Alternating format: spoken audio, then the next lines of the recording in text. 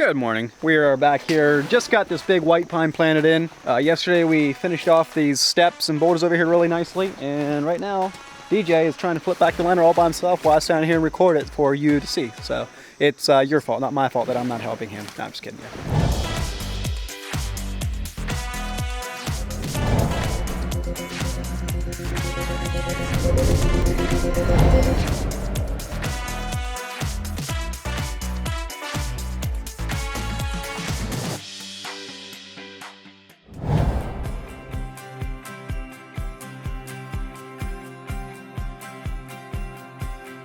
Okay, quickly before we get too far at this waterfall, I'm going to try to, Ben and I were talking for the last 10 minutes about how we're going to build this bottom waterfall, because the bottom waterfall kind of sets the tone for the rest of the water feature. We were debating whether we should start this first falls kicking this way towards the house so that our twist would then go back up through there, or whether it should kick this way down towards this other view to the patio doors, which are behind you right there. Yeah, didn't really have any hard, fast opinions either way, so we decided, well, let's just pick our boulders and start swinging them in here and see which way they look the best. Now, we're working on building this bottom falls, and this is our first frame rock. Ben's got a really cool pillar rock over there, which we don't do this too often because you need just the right rock for it, but we're gonna try to do like a split falls here with a V. So we're gonna use this ledge here as falls, slide that pillar rock right in behind here, so you got that, and then have another falls spilling this way, so we'll end up with a sheet of water this way and one this way and get a real cool V effect. Let me show you what I'm thinking by now. Here's my face, mate. What are we doing, Ben? Here's my face, mate. We're not in Australia. Oh. So, I really like how tight that boulder meets up there. It's pretty gnarly. And so what I'm thinking is we're gonna have a little bit of a falls kicking over this way, and it's gonna spill a bunch of water out this way. And then we're gonna have a gusher shooting in from the side and kind of get a two-angled V-type waterfall. Type? And that pillar boulder is separating it all. And Ben's doing his absolute best to be really annoying. Very difficult, yes. But I was curious, are they the gummy gushers? You know, those fruit gushers? No. Are those the gushers? No, this one doesn't have any sugar. Oh. Unfortunately for you. It's not even worth it. I think that's pretty much it. The only thing is we have to level it a little bit. The back corner there needs to come up. He's saying weird things like level it. Unreal.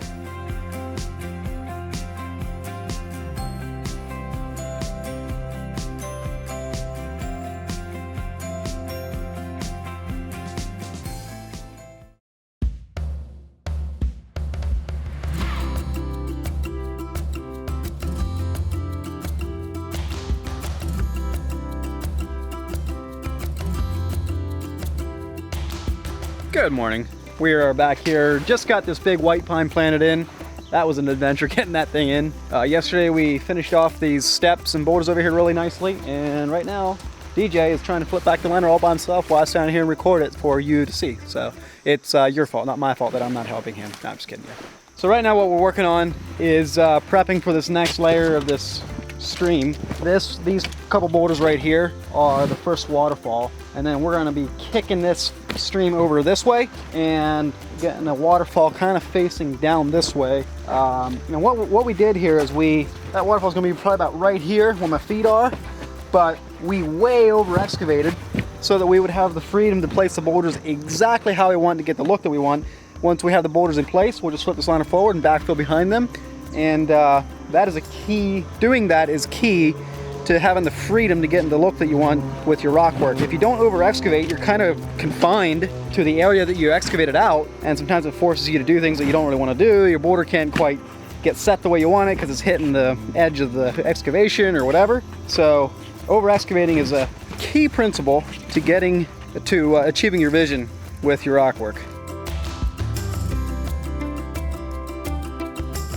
Now, because this is all over excavated over here, I'm going to be able to place this boulder up here exactly how I want it without getting bumped into the edges. Try to get as much of a kick this way as possible, because this waterfall is going this way, and I'm going to twist and kick and bring it over this way. On out!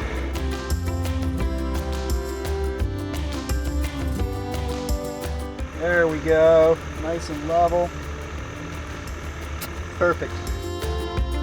So with this over excavation, now I have all this space behind this boulder, but no big deal. I'll just flip the liner forward once we have this built, backfill behind there and bring the liner up nice and tight. And meanwhile, I can place this boulder exactly how I want. Sometimes we're like tempted to, you know, line the wall of our excavation with our boulders, but it's better to place the boulder in the position that you want for the overall outcome, the overall look. And regardless where the edge of the excavation is, we'll deal with that later. We'll flip the liner over and fill in behind it, and perfect. So put the boulder where you want it, make the excavation go around your rock work, not your rock work match your excavation. Make sense?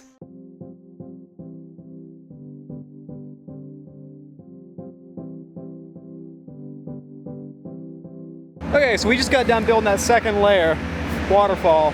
And what I had that rock up there installed down here as the right frame rock of this waterfall, but I didn't like it. It was so fat that it stuck the front edge of that frame rock way out into my stream bed, and it just made it look like a staircase waterfall. There was no zig and zag. It was just like blump, blump, pretty straight. So I pulled it back out. We got a rock that was tall and not as fat, didn't stick out as far in the front, and we could really recess it back into the bank there and get that cut back in depth look.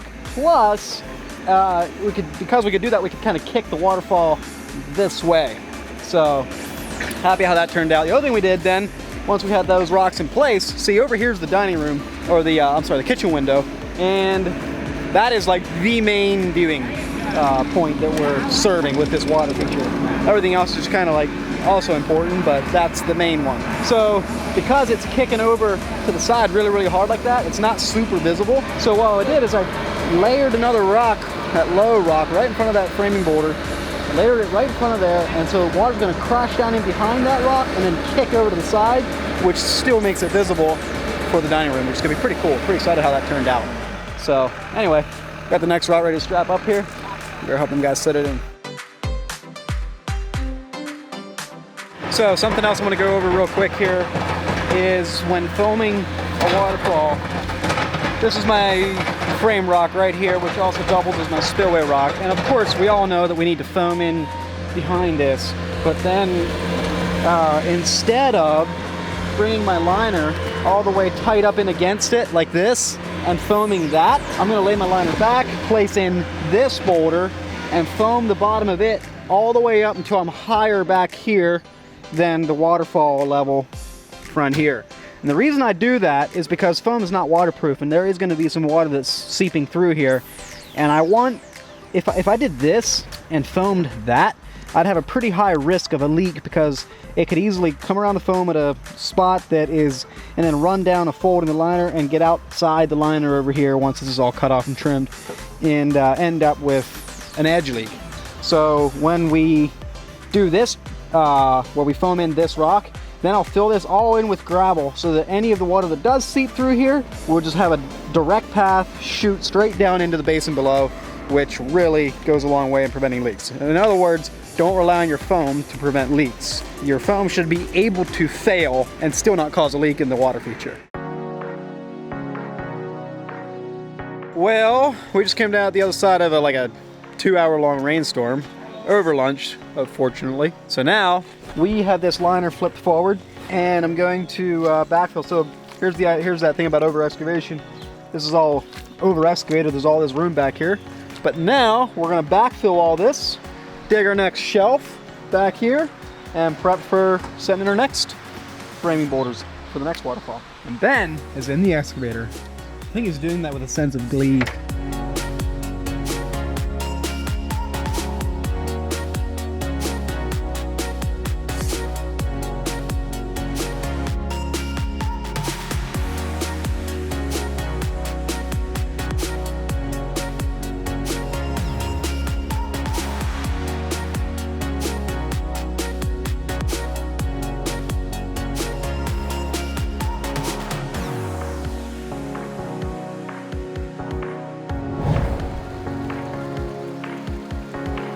Are you going to all be here again at some point in Yeah. time? Because I need a picture of all three of you. Let's grab it with the now. end And we'll get another one then when it's all more, Okay. you know. All right.